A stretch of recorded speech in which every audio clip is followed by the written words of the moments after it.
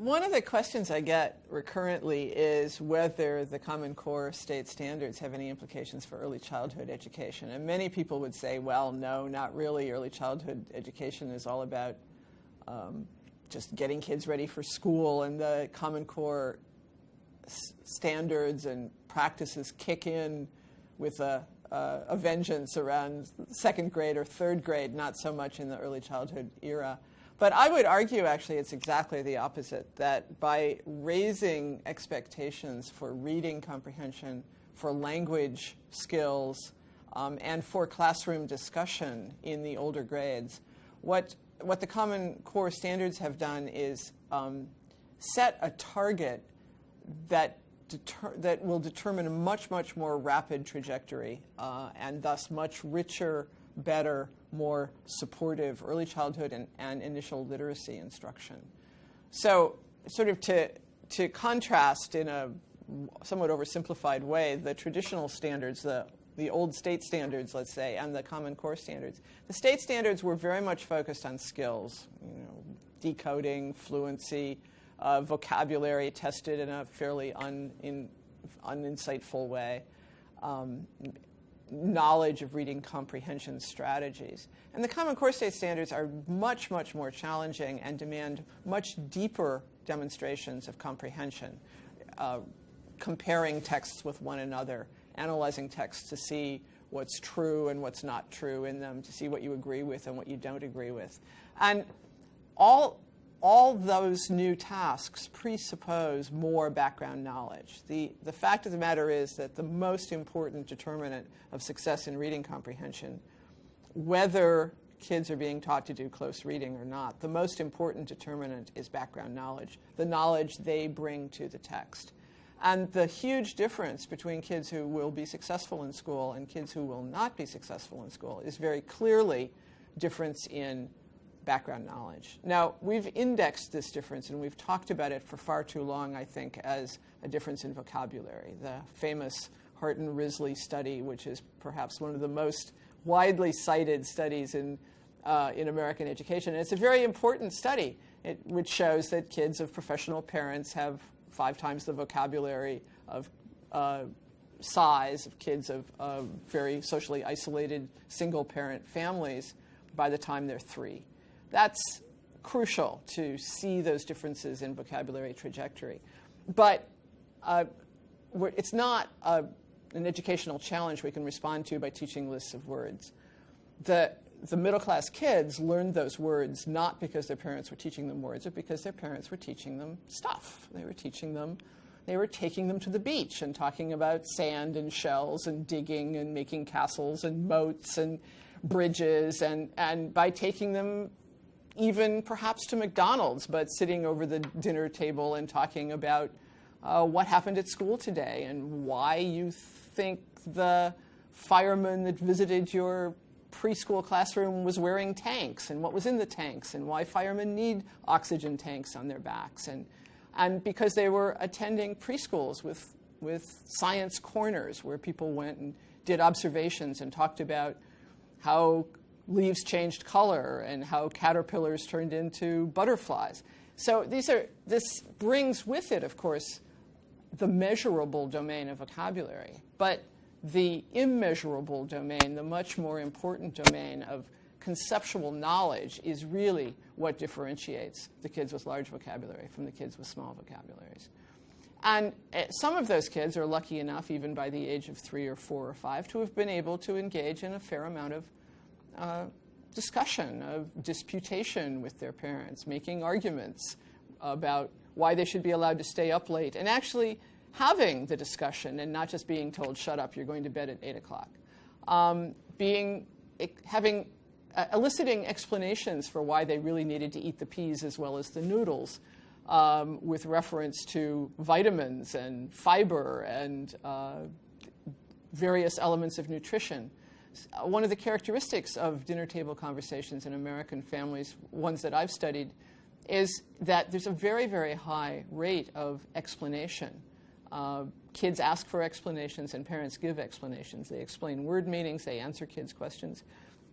And all of those explanations, although they're relatively brief, they represent increments of knowledge that gets added to conceptual structures that the kids have, because they, after all, are asking the question, suggesting that they know something about this, and that's why they ask the question, to get the additional knowledge. World knowledge, and as indexed by vocabulary, has got to be a major focus in early childhood programs, both in preschools, but also in parent home visiting programs or in parent education programs, because it is cumulative and because it's vast. And kids who start out behind have a very, very hard time catching up. So these preschool years, when we don't have a formal educational agenda, when we're not teaching kids to decode, when the curricular goals are relatively limited. By the end of preschool, by the time they're 5, they should know the alphabet. Well, that's 26 letters, not such a big deal. They should count to 30, okay? That's 30 words said in a particular order. They should maybe know the days of the week. They should be able to read off a chart what the weather is today. The formal curriculum in most preschool programs actually has a fairly limited set of shared target domains of knowledge.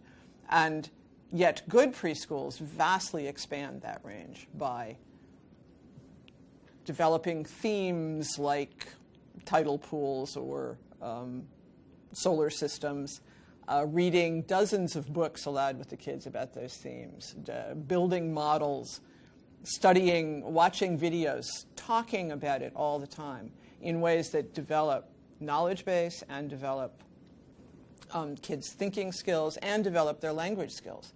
And this is recaptured time in preschool, right? The kids, they could be outside playing in the sandbox, or they could be in here learning about solar systems. We've got to do more of the in here learning about solar systems.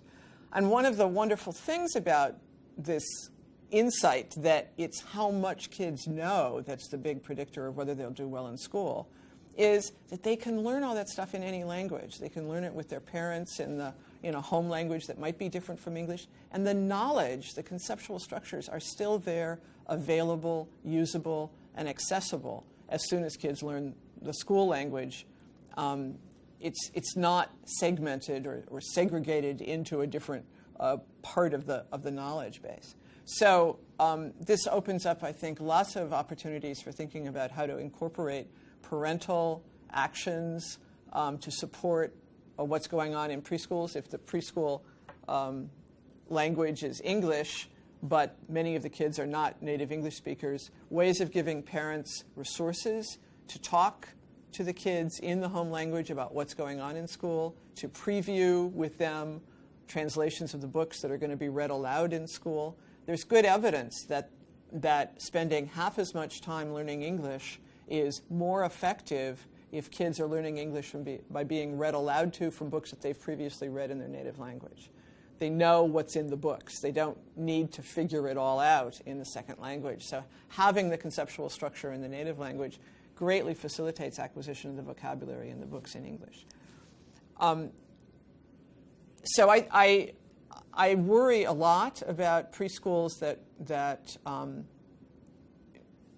haven't figured out their crucial role in preparing students for reading, because we still have in the educational field, I think, far too much commitment to a notion of reading which is uninformed by real theories of deep comprehension. If we think about deep comprehension, really understanding what's in the text, reading as a mechanism for learning new material and integrating it with material you already know so that it forms a larger and richer conceptual structure, that measure of reading comprehension has not typically informed the kinds of tests we give third graders or the kinds of tasks we give in the early elementary grades. And yet that is the reading comprehension notion that's informing the assessments associated with the Common Core State Standards. And it's the reading comprehension notion that is clearly relevant to having